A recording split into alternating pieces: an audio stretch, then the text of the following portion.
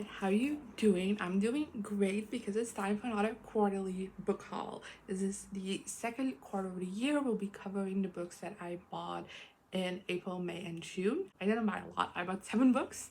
And yeah, let's just delve into things because I am very, very hyped about the books that I got in this quarter, even if it isn't a lot. The first book that I got this quarter is A Funny Story by Emily Henry. I bought this on a release date. It's Emily Henry's most recent contemporary romance, adult contemporary romance, and I'm so incredibly hyped for this because the plot of this one sounds so up my alley. I haven't gotten around to this yet. By the time this video goes up, I should at least have started this book because it's my next read. So maybe. But currently, I have not started this yet, but I am very excited for it. Let me read you the back. Daphne always loved the way Peter told their story. That is until it became the prologue to his actual love story with his childhood bestie Petra, which is how Daphne ends up rooming with a total opposite and the only person who could possibly understand the predicament, Petra's ex Miles. As expected, it's not a match made in heaven. That is until one night, while tossing back tequila as they form a plan. And if it involves posting deliberately misleading photos of their adventures together, well, who could blame them? But it's all just for show, of course, because there's no way Daphne would actually start a new chapter by falling in love with her ex-fiance's new fiance's ex, right? This sounds so much fun. It's fake dating, just kind of like the whole setup of like their exes cheated on them with each other, and that's how they kind of get to be in their own environment. Just, I don't know, it sounds very dramatic, very fun, but knowing Emily Henry, it also probably will have a very good like emotional note to it that I'm very excited to see explored. And yes, the fake dating romance can never go wrong for me. Then the next book that I got, this one was actually pre-order, and that's King of Sloth by Anna Ron, which is book 4 in the Kings of Sin series, which is a series of adult contemporary billionaire romances, kind of themed around the 7 deadly sins, of course. This is the fourth book in the series. You can read them in any order, but I've been very excited for this one because the couple in this one got teased quite a bit in the previous books, so I was very hyped to get on to this one. But again, let me read you the back. Charming, easygoing, and rich beyond belief, Xavier Castillo has the world at his fingertips. He also has no interest in taking over his family's empire, much to his father's chagrin.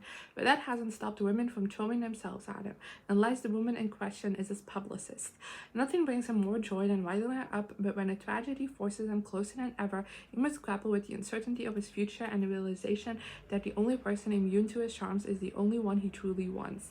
Cool, intelligent, and ambitious, Sloane Kensington is a high-powered publicist who is used to dealing with difficult clients. However, none inferior or tempt him more than a certain billionaire heir with a stupid dimples and a laid-back attitude. She may be forced to work with him, but she'll never fall for him, no matter how fast he makes her heart beat or how thoughtful he is beneath his party persona.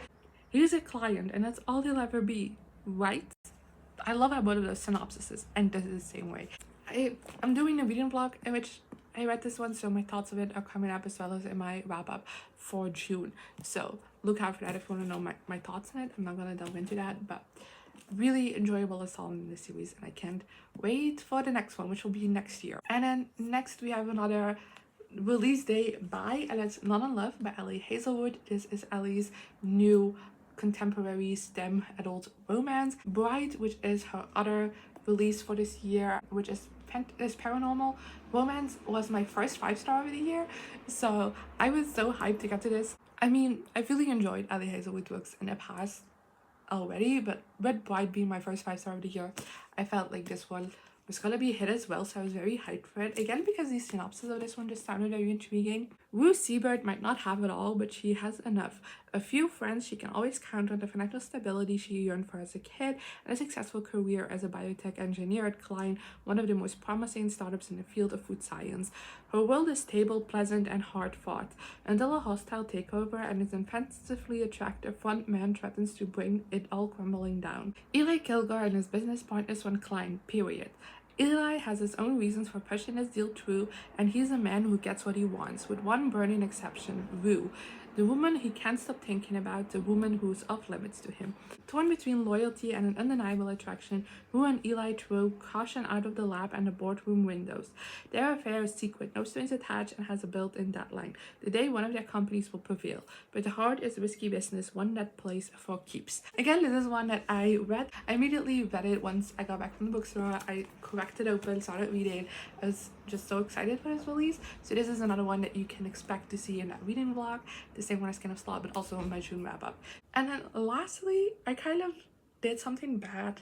My one and only impulse buy over the year, actually. I've been pretty good at, you know, even though I have not read every single book I bought this year so far, I definitely have been picking up books only that I've been like really excited for. But this is the only one. It's kind of been an impulse buy, you know, with no thought behind it. But it's the Dirty Air series by Lauren Asher, the entire 4-book series. I gotta explain it. This was a box set, so at least I saved some money that way.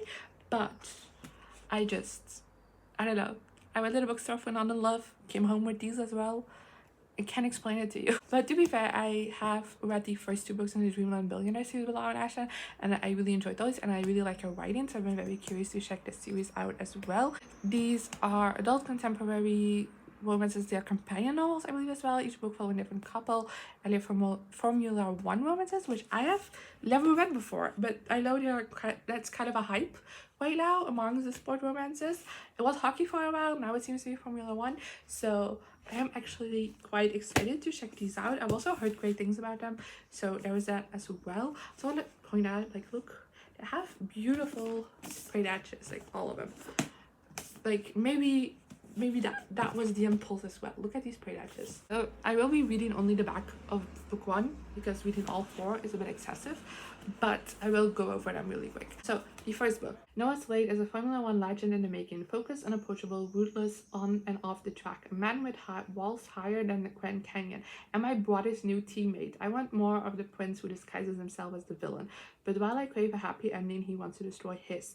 Maya Alator is a forbidden temptation, an ambitious postgrad I should stay far away from, and chaos wrapped with a bow. We're a ticking time bomb, about one move away from exploding. I want to trip the wire, detonating together in passion and pain, because in the end, all's fair in lust and war. This is brother's best friend or brother's teammate, I guess. I always think that's really interesting. Okay, I just read the back of this one, and I'm not gonna read that. This one sounds so mad. It's collided, book 2, and in this one it seems like it's friends and lovers, but like they're also on opposing teams. Like she works for his rival team, and it sounds like it might be friends with benefits as well. This one is gonna be my shit. I can already feel it. So then next is Wrecked, which seems to be kind of like a bad boy and the woman hired to like keep him under control, save things from being a PR nightmare, which is a dynamic I can also enjoy. It also seems to be forced proximity, which is also a trope I really like. And the last book is Redeemed, which is fake dating. So this is gonna be also one that's right up my alley. But yeah, I bought an entire series in one go. I told myself I would stop doing that because it never turns out well. So yeah, these are the 7 books I hauled in the second quarter of 2024. And yeah, if you read any of these books, let me know in the comments what you thought of them. I was going to say so I know which ones to prioritize, but I know Funny Stories next, and then this series I'll be reading in order. But still, I'd love to know your thoughts on all of these books, and hopefully I'll see you next time. Here I am again, the same old situation. Why does the God thing have to be so complicated? Should've played it cool.